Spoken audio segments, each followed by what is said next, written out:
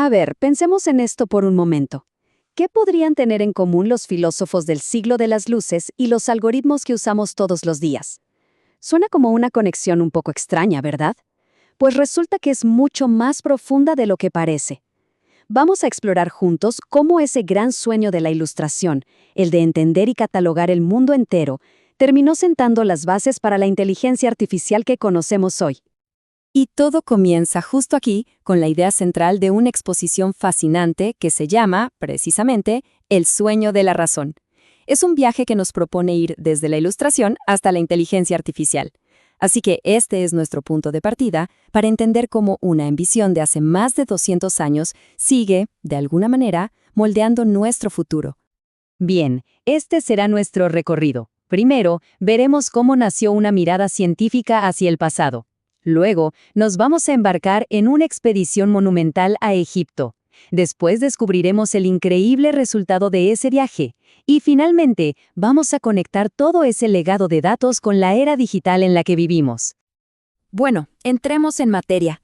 Durante la Ilustración, la forma de ver el pasado, de entenderlo, cambió radicalmente. La historia dejó de ser solo un cuento de reyes y batallas. Por primera vez, se empezó a observar con una lente completamente nueva, la de la ciencia, la de la razón. Y aquí hay un concepto clave: antigüedades. Ojo, porque en esa época no se trataba simplemente de coleccionar objetos viejos y ya. No, se convirtió en una disciplina con un método científico. La idea era estudiar el pasado de forma sistemática, es decir, catalogando e inventariando cada resto encontrado para poder comprenderlo de verdad. Y esta nueva fiebre científica se contagió por todo el mundo, no se quedó en un solo lugar. En Europa, por ejemplo, se estudiaba la antigua Roma buscando respuestas para la sociedad moderna, mientras las primeras excavaciones verdaderamente científicas desenterraban Pompeya y Herculano. Pero el impulso cruzó el océano. Hubo expediciones que viajaron a México y Perú para documentar sistemáticamente las culturas prehispánicas. Era, en esencia, un esfuerzo global por recopilar los datos del pasado.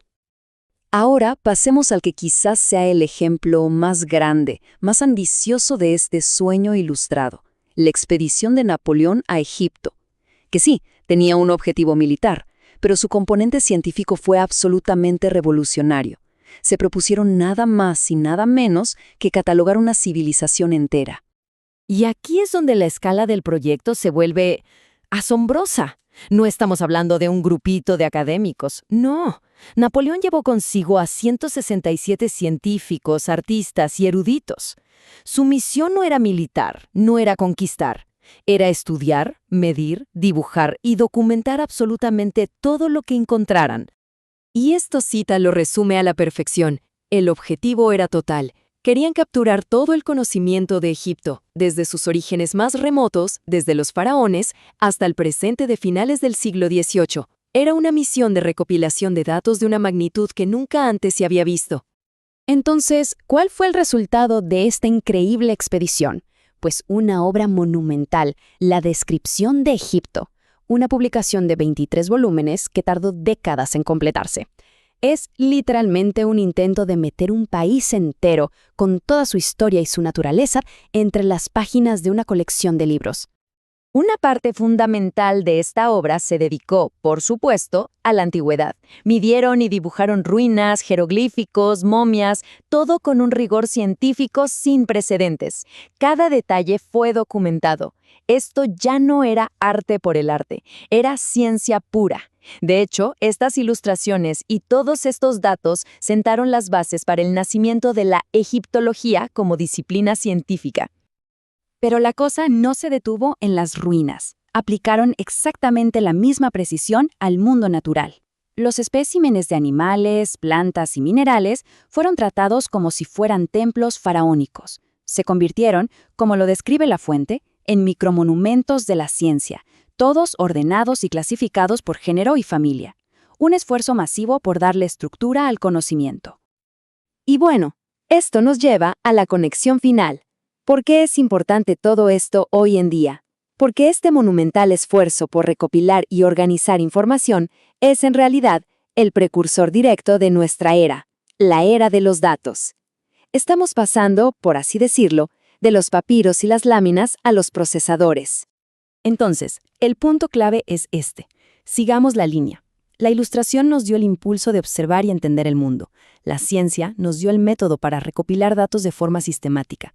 Proyectos como la descripción de Egipto crearon los primeros grandísimos conjuntos de datos organizados de la historia. Y hoy, la inteligencia artificial nos da la capacidad de procesar esos conjuntos de datos masivos. Es la misma lógica, la misma idea, pero a una escala que en ese entonces hubiera sido inimaginable. Y así llegamos a la gran pregunta final que nos deja esta reflexión. Si el sueño de la razón era ordenar, clasificar y comprender el universo a través de los datos, ¿podríamos considerar a la inteligencia artificial como la culminación moderna de ese sueño? Es una idea poderosa, ¿no? Que el pensamiento del siglo XVIII encuentre su herramienta definitiva en la tecnología que está definiendo nuestro presente.